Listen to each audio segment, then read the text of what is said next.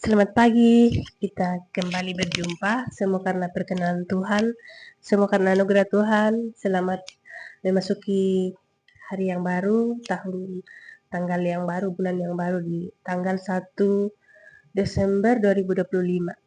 Pembacaan kita hari ini dari Amsal pasal 21 ayat 1 sampai 31. Mari kita berdoa. Terima kasih Tuhan Yesus, terpujilah Engkau Bapa, Engkau baik, sungguh baik.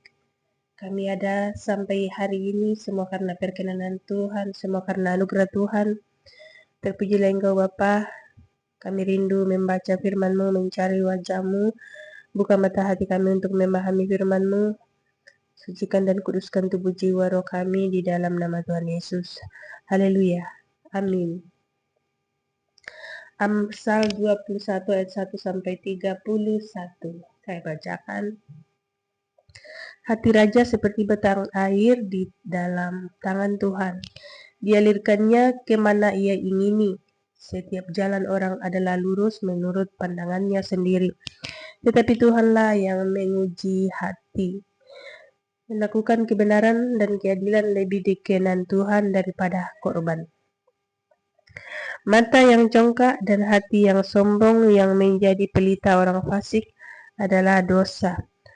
Rancangan orang rajin semata-mata mendatangkan kelimpahan, tetapi setiap orang yang tergesa-gesa hanya akan mengalami kekurangan. Memperoleh harta benda dengan lidah dusta adalah kesia-siaan yang lenyap dari orang yang mencari maut. Orang fasik diseret oleh penganiayaan mereka, karena mereka menolak melakukan keadilan. Berliku-liku jalan si penipu, tetapi orang yang jujur lurus perbuatannya. Lebih baik tinggal pada sudut soto rumah daripada diam serumah dengan perempuan yang suka bertengkar.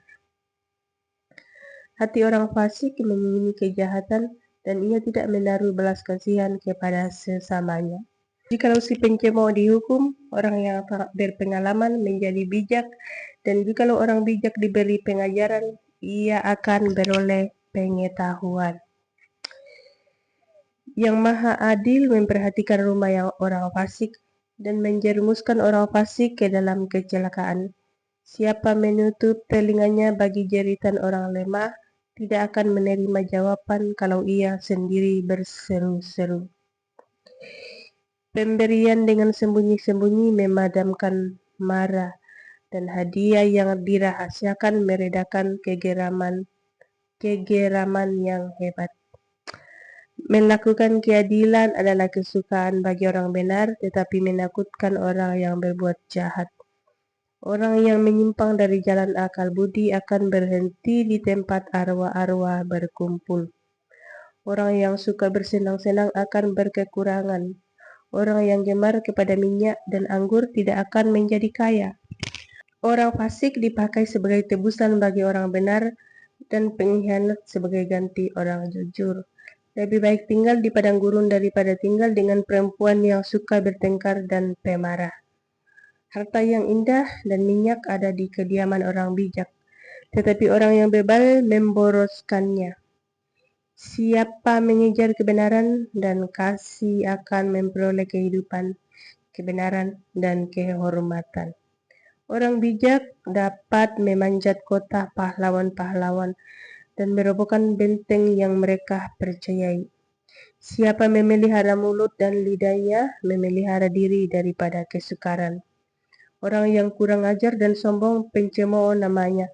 Ia berlaku dengan keangkuhan yang tak terhingga.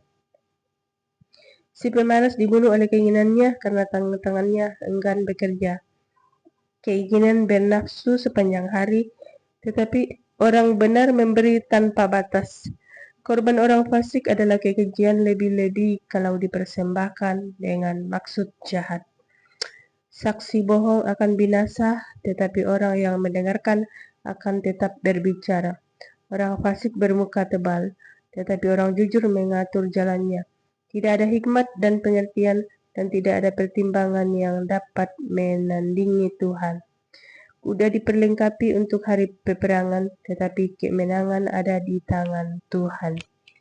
Demikianlah firman Tuhan. Terpujilah Tuhan Yesus. Selamat beraktivitas. Shalom dan Immanuel. Dadah.